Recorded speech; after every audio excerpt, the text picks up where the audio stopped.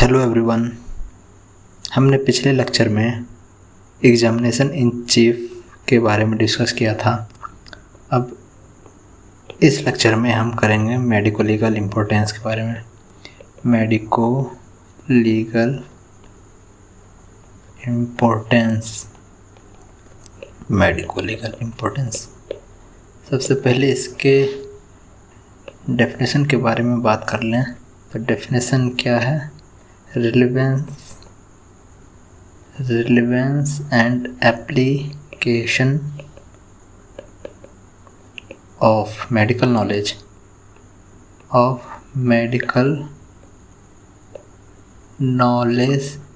in the legal field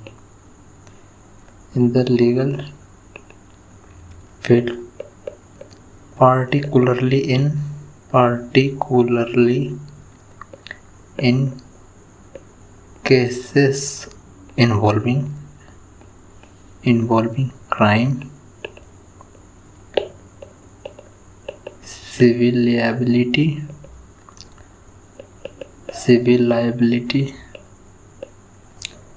और statutory obligation। इन सभी जगह में हम क्राइम और सिविल लायबिलिटी, स्टैच्यूटरी ऑब्लिगेशन, इस सब में यदि हम मेडिको लीगल नॉलेज का यूज करते हैं तो उसको बोलते हैं मेडिको लीगल इम्पोर्टेंस। इसमें कौन कौन से एरिया में यूज किया जाता है? की areas of medico legal importance. पहले बात कर रहे थे, पहले तो ट्रॉमा और इंजरी के केस में इंजरी एंड ट्रॉमा केसेस, इसमें मेडिको लीगल इम्पोर्टेंस क्या है? Medico legal case registration for assault, accident, burn और फायर आर्म इंजरी, इन सब इंजरी में मेडिको लीगल रजिस्ट्रेशन चाहिए।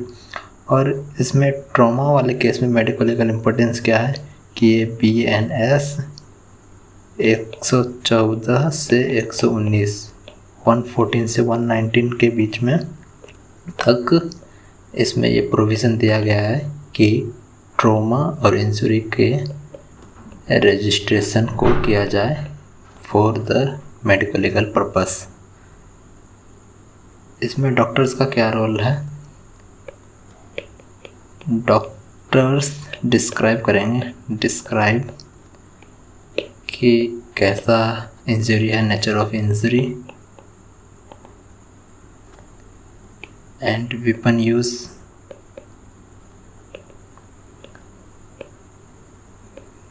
weapons used और एज ऑफ इंजरी, ये सब डॉक्टर बताएगा। एंड सेकेंड एरिया है सेक्सुअल ऑफेंस के केस में ऑफेंसेस, इसमें मेडिको लीगल एग्जामिनेशन होगा। मेडिकल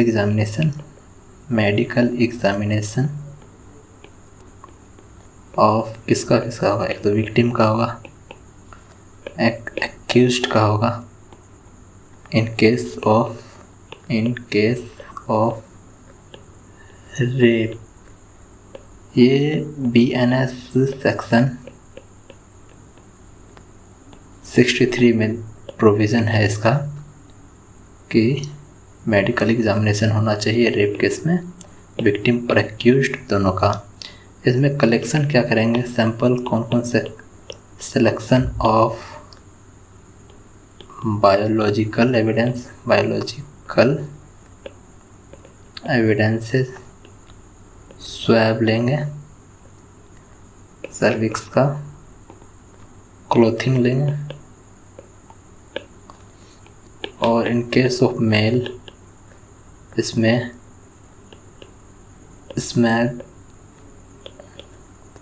स्मैग्मा कंटेंट देखेंगे, स्मैग्मा है या नहीं है ये देखेंगे। एंड सेफ किट प्रिपरेशन, ये सेफ किट नहीं है, स्मॉल लेटर वाला नहीं है, कैपिटल लेटर वाला है। सेफ किट, इसका फुल फॉर्म है sexual assault forensic evidence, sexual assault forensic evidence. And एक और मेडिको लीगल इम्पोर्टेंस है किस चीज़ में, सेक्सुअल ऑफेंस में, POCSO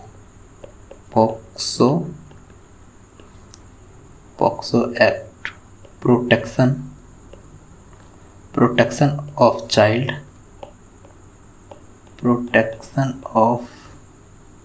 child against sexual offences. And एक और एक्ट है CRPC, ये है क्रिमिनल प्रोसीजर कोड, CRPC। लेकिन कहीं कहीं मिलेगा इसी का कोड फॉर क्रिमिनल प्रोसीजर, दोनों सेम ही है, बस लिखने का तरीका अलग है। तो क्रिमिनल प्रोसीजर कोड ये सब आएगा किसमें, सेक्सुअल ऑफेंस में।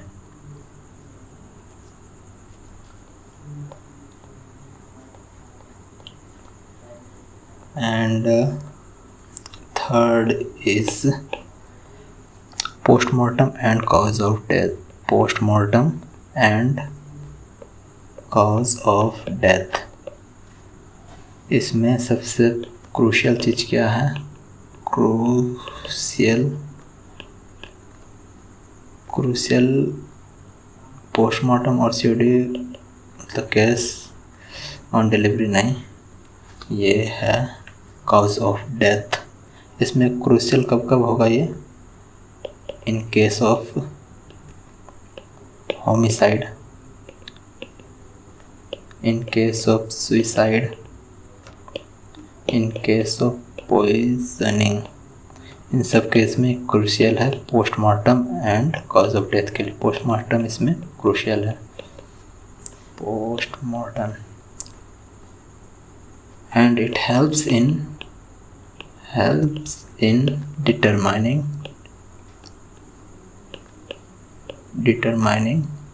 what cause of death,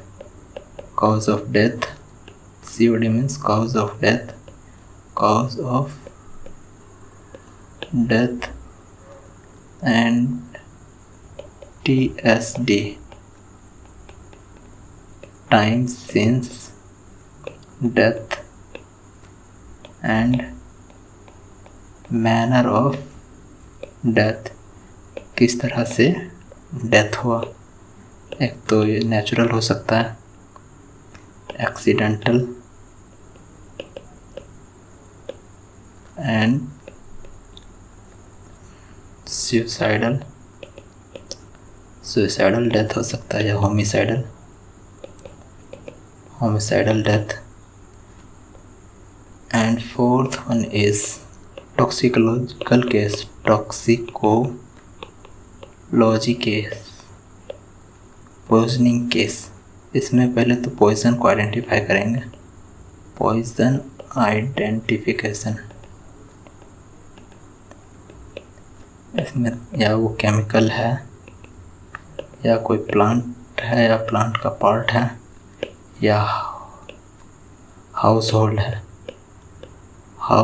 है, या सांप का जहर या वेनम्स है। ये हेल्प करेगा किस चीज़ में, assist police in criminal poisoning case, criminal poisoning case में असिस्ट करेगा। एग्जांपल देख लो, ऑर्गेनोफॉस्फेट पॉइजनिंग यदि है तो मोस्ट ऑफ द केस में सुसाइडल ही होगा, suicidal death. And arsenic poisoning है तो होमिसाइडल डेथ की तरफ इशारा करेगा। And fifth one is 1 2 3 4 5 and fifth area is age estimation. Age estimation किस चीज़ के लिए age estimation? For child labour, child labour बाल श्रम जो होता है, rape and POCSO act, POCSO case इसमें, और जे एक्ट, जुवेनाइल जस्टिस। इसमें क्या किया जाता है? इसमें करना होता है डन यूजिंग। कैसे किया जाता है ये सब चीज़? एक तो पहले डेंटल चार्टिंग करेंगे, डेंटल चार्टिंग, उसमें पता चल जाएगा कि बच्चा था या एडल्ट था। एक एपिफाइजियल प्लेट फ्यूज़न, एपिफाइजियल फ्यूज़न, इसमें किस एज में बोन का एपिफाइजियल प्लेट जो होता है वो फ्यूज होता है, इससे पता चल जाएगा as. And radiological examination.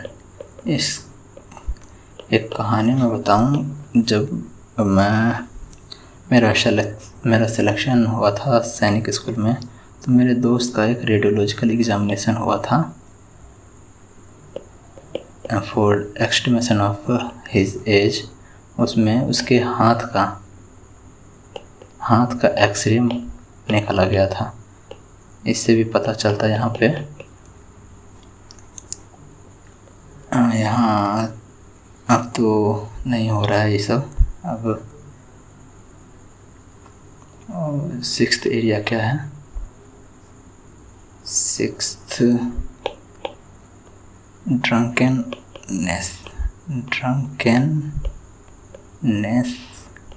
Case, drinking and driving. इस केस में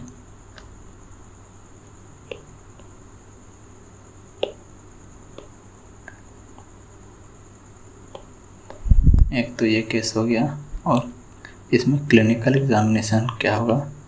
clinical examination sign and symptom इसमें दिखेगा कि स्टैम्बर्ड गेट इसका खराब होगा। प्लस एक ब्रेथ एनालाइजर होता है, ब्रेथ और ब्लड अल्कोहल लेवल एनालिसिस। इससे पता चल जाएगा कि वो शराब पिया है या नहीं। And seventh area is consent and negligence.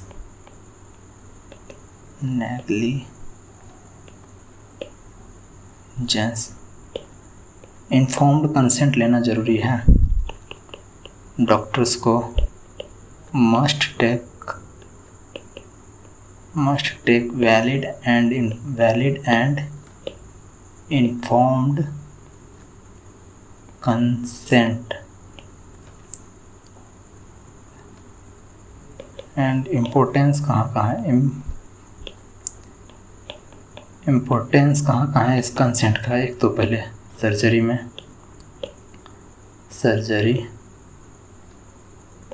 में, ऑटोप्सी में तो फैमिली मेम्बर का इन्फॉर्म्ड कंसेंट लेना ज़रूरी है। और मेडिको लीगल एग्जामिनेशन करने से पहले भी कंसेंट लेना ज़रूरी है। सेवेंथ हो गया। Eighth area identification. आइडेंटिफिकेशन भी medico legal examination medico legal importance रखता है इसमें। जैसे कि कोई अननोन बॉडी हो गया, अननोन बॉडी या फिर कोई मास डिस्ट्रक्शन या डिजास्टर आया, मास डिजास्टर या कुछ स्केलेटल रिमेन्स ऐसा कुछ मिल गया, तो उसमें क्या क्या इम्पोर्टेंट चीज़ होता है। जैसे फिंगरप्रिंट मिल जाएगा। अननोन बॉडी है, उसका फिंगर रहेगा तो फिंगरप्रिंट मिल जाएगा। और उसका डीएनए मैचिंग करेंगे, या स्कार मार्क होगा कोई, उससे पता चल जाएगा।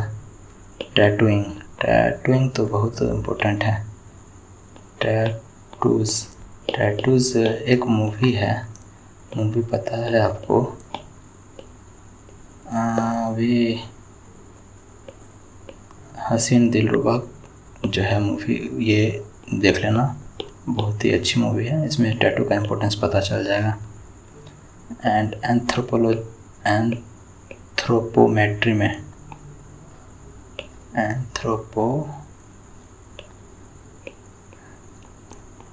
एंथ्रोपोमेट्री इस सब चीज़ का यूज होता है आइडेंटिफिकेशन में।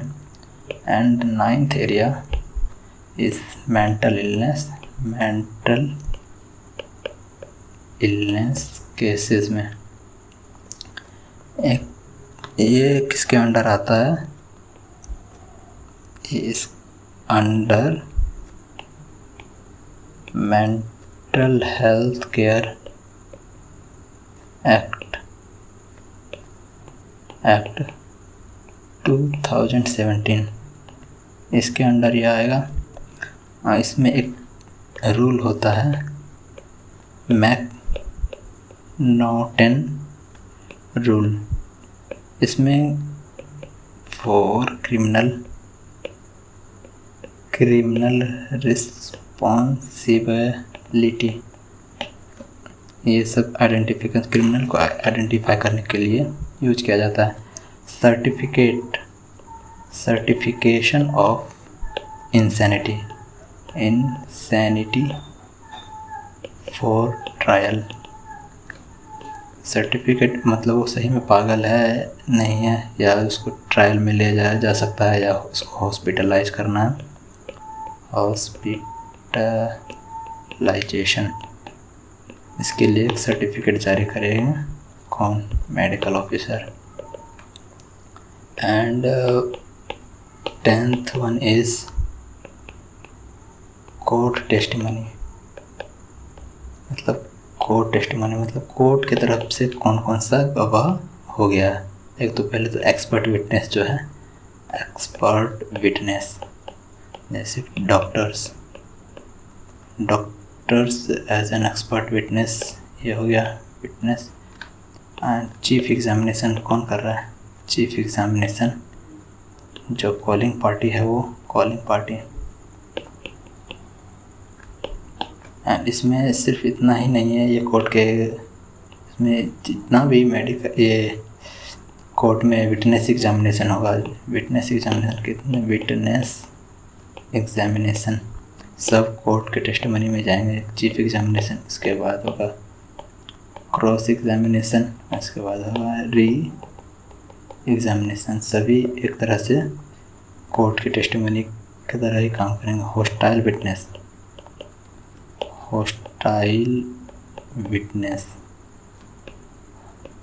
रोल, इसमें भी कोर्ट, ये भी एक प्रकार से कोर्ट का टेस्टिमनी बन जाता है। तो ये था पूरा